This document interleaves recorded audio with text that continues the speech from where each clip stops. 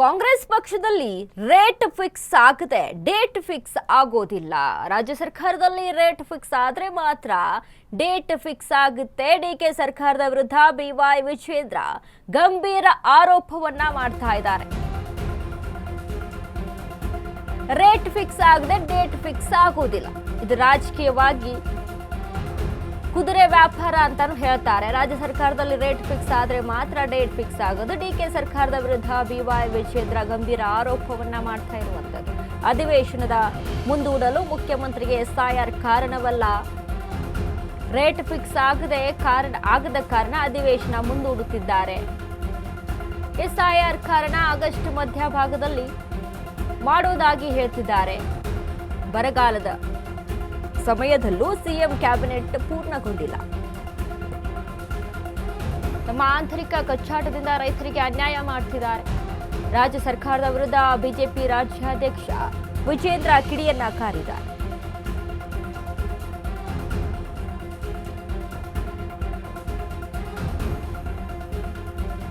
ಕಾಂಗ್ರೆಸ್ ಪಕ್ಷದಲ್ಲಿ rate fix ಆಗದೆ date fix ಆಗಲ್ಲ ಅನ್ನುವಂಥದ್ದು ವಿಜೇಂದ್ರ ಅವರ ಆರೋಪ.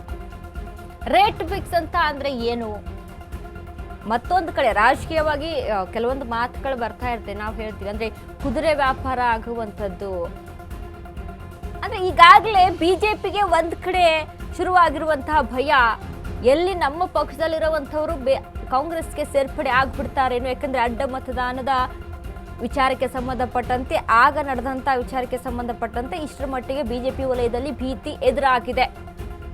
ಅಲ್ಲೇ ಆಪರೇಷನ್ ಮಾಡಿದಂತ ಕಾಂಗ್ರೆಸ್ ಇದೀಗ ಇಲ್ಲಿ 2028ರ ಎಲೆಕ್ಷನ್ ಅನ್ನ ಮುನ್ನೆಲೆಗೆ ಇಟ್ಕೊಂಡು ಇಲ್ಲಿ ಯಾವುದೇ ರೀತಿಯಾದಂತಹ ಆಪರೇಷನ್ಗೆ ಮುಂದಾಗೋದಿಲ್ವಾ ಅನ್ನುವಂತ ನಿಟ್ಟಿನಲ್ಲಿ ಆಗ್ತಾ ಇದ್ದಂತ ಚರ್ಚೆಗಳು.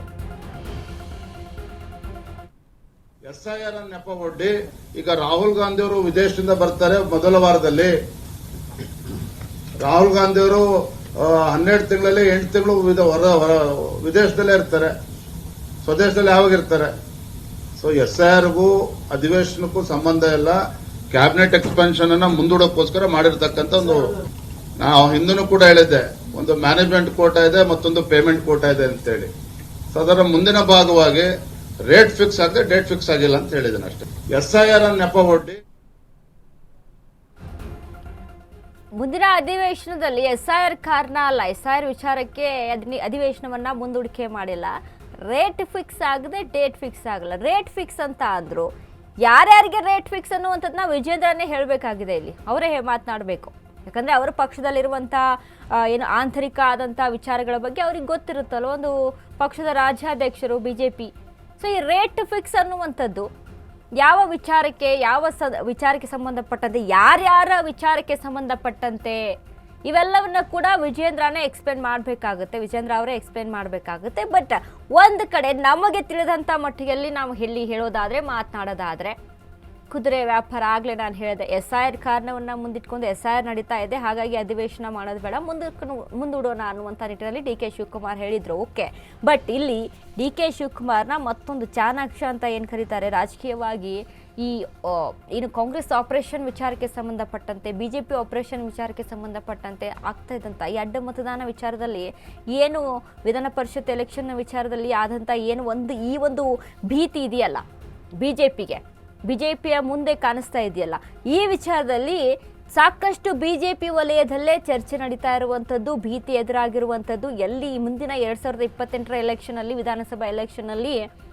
ಇಬ್ಬರು ಪಕ್ಷ ಸೇರ್ಕೊಂಡು, ಮೈತ್ರಿ ಪಕ್ಷ ಸೇರ್ಕೊಂಡು ಅಧಿಕಾರಕ್ಕೆ ಬರಬೇಕು ಅನ್ನುವಂಥ ನಿಟ್ಟಿನಲ್ಲಿ ಒಂದು ಕಡೆ ನಡೀತಾ ಇದ್ರೆ, ಮತ್ತೊಂದು ಕಡೆ ಡಿ ಕೆ ಶಿವಕುಮಾರ್ ಅವರ ಚಾಣಾಕ್ಷತನ, ರಾಜಕೀಯ ತಂತ್ರಗಾರಿಕೆ ಇಲ್ಲಿ ವರ್ಕೌಟ್ ಆಗ್ತಾ ಇದೆ. ಹೀಗಾಗಿ ವಿಜೇಂದ್ರ ಕೂಡ ಈ ಒಂದು ಮಾತನ್ನ ಆಡಿರುವಂಥದ್ದು.